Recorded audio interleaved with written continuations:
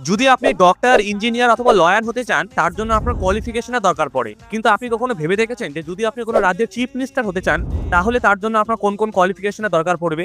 বাকি চাকরির মতো আপনার এখানে কোনো রকম একাডেমিক কোয়ালিফিকেশনের কোনো দরকার নেই, কিন্তু মেনলি কিছু রিকোয়ারমেন্ট আছে। ফার্স্ট, আপনাকে ইন্ডিয়ার সিটিজেন হতে হবে। সেকেন্ড, আপনার বয়স মিনিমাম 25 বছর হতে হবে। এর কম হলে আপনি এমএলএ অথবা মুখ্যমন্ত্রী কিছুই হতে পারবেন না। অ্যান্ড থার্ড, আপনাকে একজন এমএলএ হতে হবে, অর্থাৎ আপনাকে পশ্চিমবঙ্গের বিধানসভা নির্বাচনে জিতে আসতে হবে। যদি নির্বাচনের সময় আপনি এমএলএ না হন, তাহলে মুখ্যমন্ত্রী হওয়ার 6 মাসের মধ্যে আপনাকে অবশ্যই এমএলএ হতেই হবে, না হলে আপনাকে মুখ্যমন্ত্রীর পদ ছাড়তে হবে এবং আপনি আরো 5 বছর মেয়াদের মধ্যে কোনো মন্ত্রী অথবা মুখ্যমন্ত্রী হতে পারবেন না। নাম্বার 4, সরকার গঠন করতে হলে আপনার দলের মেজরিটি থাকতে হবে, অর্থাৎ যেই রাজনৈতিক দলের সব থেকে বেশি এমএলএ থাকবে সেই রাজনৈতিক দলের নেতা বা নেত্রীকেই রাজ্যপাল মুখ্যমন্ত্রী হিসেবে নিয়োগ করবে। এক্সাম্পল হিসাবে পশ্চিমবঙ্গের বর্তমান মুখ্যমন্ত্রী মমতা বন্দ্যোপাধ্যায়, তার দল আজকে বিধানসভায় মেজরিটি বলেই তিনি আজকে মুখ্যমন্ত্রী। আরেকটি ইন্টারেস্টিং ফ্যাক্টস আমি আপনাকে জানিয়ে দিই, মুখ্যমন্ত্রীর জন্য আলাদা কোনো ভোট হয় না। মুখ্যমন্ত্রী হতে চাইলে আগে আপনাকে এমএলএ ভোটে দাঁড়াতেই হবে, আর যদি কোনো ব্যক্তি এমএলএ ভোটে হেরে যায় তারপরেও সে মুখ্যমন্ত্রী হতে পারবে, কিন্তু মুখ্যমন্ত্রী হওয়ার আগামী 6 মাসের মধ্যে তাকে উপনির্বাচনের ভোটে জিতে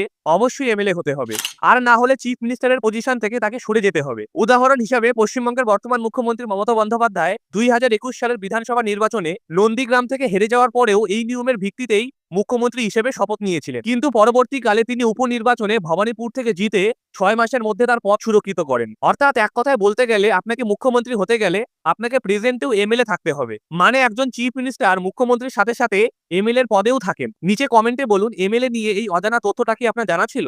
আর এরকম আরো অনেক অনেক ইনফরমেশন কন্টেন্ট দেখার জন্য আমার চ্যানেলটিকে অবশ্যই সাবস্ক্রাইব করুন। আর যদি ভিডিওটা আপনার একটুকুও ভালো লেগে থাকে তাহলে একটি লাইক অবশ্যই করবেন। Thank you.